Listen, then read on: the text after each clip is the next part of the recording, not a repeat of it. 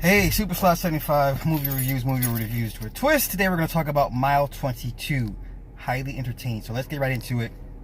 Directed by Peter Berg, stars Mark Wahlberg and Iko Uwais, the breakout star, one of the breakout stars from The Raid and The Raid Barenthal, and also stars, I forget the chick's name from The Walking Dead that plays Maggie. Okay, and Ronda Rousey as well.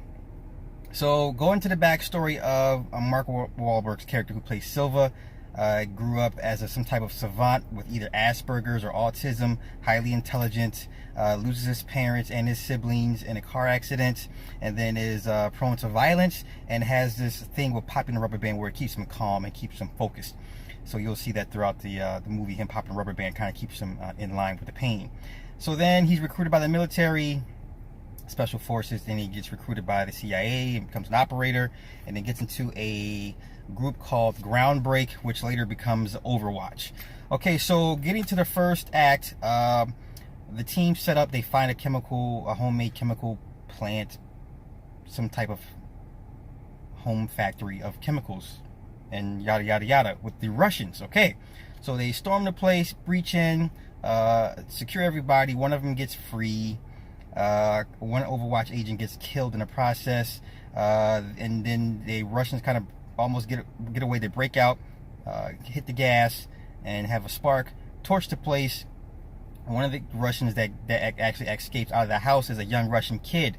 This kid is somebody. So he runs out the house. Mark Wahlberg is already sitting outside, surveying the scene. Comes across the kid. The kid says, "You're making a mistake." And then he gets permission from Mother, which is the Overwatch command center, to kill the kid. And they pretty much got the command to kill everybody in the house. Confirmed kills, what they said. Confirmed kill. So they kill the boy, the 18-year-old, in the news, blah, blah, blah. They put their spin on it. So then, the next scene, the next act, you see Iko Uwais setting afire his personal belongings, his effects, his identification. And then he walks up to the U.S. Embassy in Indokar. Okay, so we're in Indochina. So Indokar, U.S. Embassy, he walks up to the embassy with a disc. And they take him in, and there's missing cesium-139, which is like a radioactive powder dust, nuclear. It has the effects of atomic bomb, just in powder form. It's called cesium-139. And it's stashed in 5 locations throughout the world. So he has the disc, and he knows the code to access the disc and get the locations out. But the disc is on an 8-hour self-destruct Ouroboros disk. Well, basically, it is self-deleting or self-destructing within an 8-hour time span. Okay, so Iko's character says, "I want asylum. Give me asylum. Give me to the U.S. I'll tell you everything you want to know as far as to stop the countdown to prevent the disk from destructing, and give you the 5 locations of the cesium-139." So they reluctantly agree. So during a medical checkup, the Department of Indochina and his head of security come into the embassy to say, "Hey, we want this guy back. You know, he's a low-level cop. We just want him back, and no fuss, no muss." During this negotiations, they had sent in 2 rogue agents as medical professionals to inspect Iko's character. So subsequently, right before they begin to attack him and to kill him, they say, "How's your mother?" And he says, "What?" And the guy responds, "Traitor." So that's when the action ensues. That's when you see in the trailers, basically, Iko is pretty much fighting off 2 guys in his underwear in the medical facility. He ends up killing both the attackers. Then word gets back to the embassy head, and then Mark Wahlberg's character, and then they break off in negotiations to go secure Iko and agree to give him asylum and get him to the States.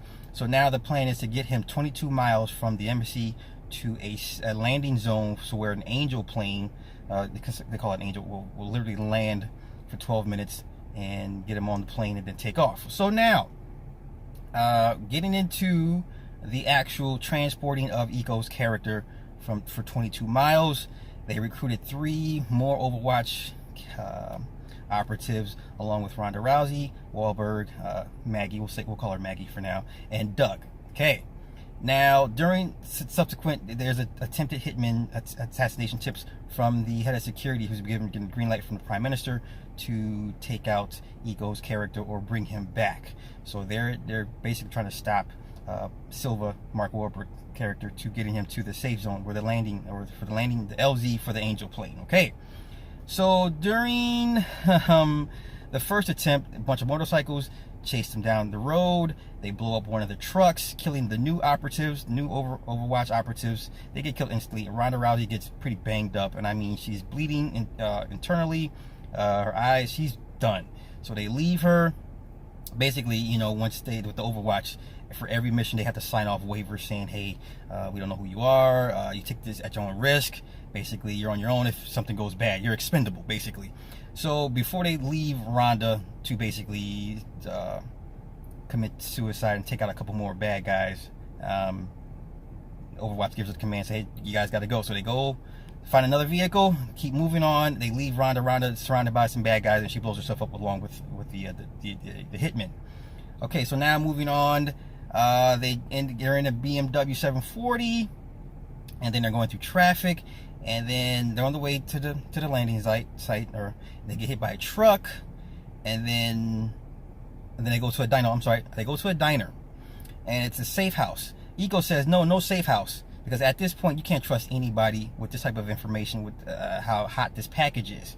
He says no safe house. They go to the safe house against the better wishes, and then subsequently Indochina's head of security again shows up, has two female assassins that throws in a grenade, blows up Doug's legs. Doug's legs are pretty much shot. He can't even stand. He's bleeding out, femoral artery, all that good stuff. So after Iko and Mark Wahlberg take out the two female assassins, there's a couple more bad guys.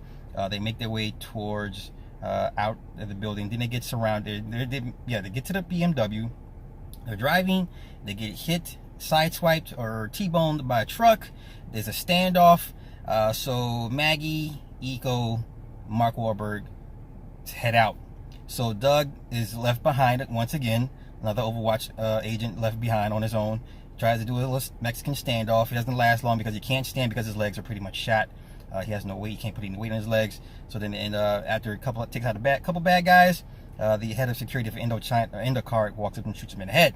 Moving on, they get stuck in an apartment building called Paradise. I forget the name of the apartment building. So they're moving from room to room, trying to find the back door to get out. Of course, the bad guys follow. Now, all the while this is happening, they're being monitored by a Russian AWAC plane with the Madam General and one of the Russian colonels. And they're watching everything that Overwatch is doing. They hack into their actual communications, line of communication, so they can see all the activity that's going on. Also, notice one thing, that Overwatch is able to access remote cameras, the stoplights. They can make the stoplights turn green. Remember the scene in the Italian Job when Seth Green's character was able to hack into the Department of Motor Works, and when they were on the run with the gold in the Fiats, to always make the lights go green. Same thing here. And then also another scene where they were basically vetting everybody, or run through everybody's social media and make sure everybody was clean. They were also scanning people in the diner for weapons. They use thermal image. I mean, it's pretty sophisticated stuff we already know that the military uses anyway when doing these type of missions to begin with.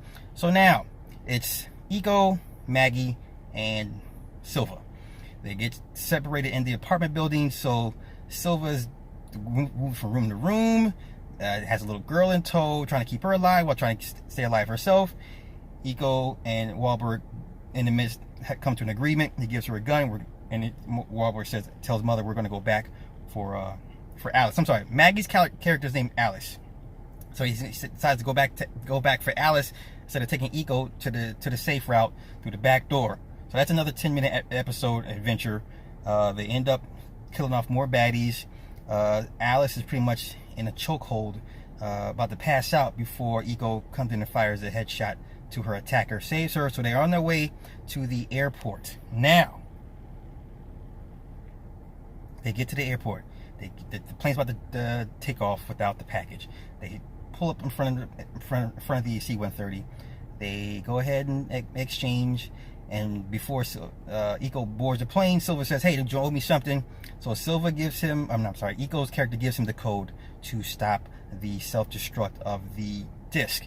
And you subsequently get the locations for the Cesium-1. Okay, so right before Iko's character boards the plane, Silva says, hey, don't you got something for me? Iko gives him the code. And then he says, say hi to your mother for me when you get home. And Silver's like, what did you say? What did you say? So that was the same thing that one of the assassin hitmen in the medical center said to Iko's character, say hi to your mother for me, before the fix was in. So then Iko boards the plane. He's being strapped in by one of the soldiers. There's a flash scene, so with the soldier with this pistol in the holster. Then there's another flash scene with the soldier without his pistol, and Iko's character gives a slight smirk. And then Alice asks him, hey, what is this thing you do? It's a meditation. He says it's a meditation. He does the thing with his fingers in his hands. It's like a meditation count, basically. Okay, so then what ended up happening was basically Overwatch killed the son of the Russians' Madam Generals. The 18-year-old boy was the son of the Russian Madam General. It was basically a revenge plot. Iko's character was activated as a Manchurian candidate. He was a triple agent. Not only was he working for the Indo-Kar military, he was sent in to activate Overwatch by going to the U.S. And then the whole time he was an actual Russian agent. It was slickly done. And then also, so then during the backstory, Mark Wahlberg, Silva's given his testimony of what happened and why Overwatch pretty much all got decimated. So during that part, when they uploaded the code to stop the destruction of the disc, everything started coming up in Russian, and then it made these montages that actually formed the face of that 18-year-old kid. So then a bunch of Russian soldiers storm Overwatch, which is a highly secret location, kill all the control agents, including John Malkovich. John Malkovich takes a gunshot wound to the stomach, walks out, pretty much drops dead. Okay, so then they ask, well, what happened with Alice? And he says, I don't want to talk about it. So you can hear over the radio intercom that, says subject is attempting to assault with the firearm. So basically it's implied that Iko's character shot everybody on the plane, including Alice, who was actually on her way back to see her daughter, who in her backstory, she's going through a pretty nasty divorce with her husband, played by Peter Berg. So everyone in the plane pretty much died. Iko landed the plane. It's all implied, but as the final scene sees Iko's character walking away. So then Silva, after he gives his interview, he has a picture of Silva on the wall, and at some point he says, I'll see you again, or we'll do this again tomorrow, whatever the case may be. So sequel, possibly, maybe. I think it would be a nice little follow-up, because it was a good little plot twist I didn't see coming, maybe because I was not looking for it. I mean, there were signs. If I go back and see it again, I'm sure there's little bits and pieces that I'll pick up on it to see that he was basically a Trojan horse. At the end of the day, Mile 22 was an awesome movie. Loved it. You should go see it. Check it out. Definitely, it's a good movie. Anything with Peter Berg, what he does is military stuff, his CIA, his whole action stuff. Peter Berg has his own style of movie making, and it definitely his fingerprints are all over this one. So that's my review from Mile 22, Super Size 75. Movie reviews with Twist. Peace.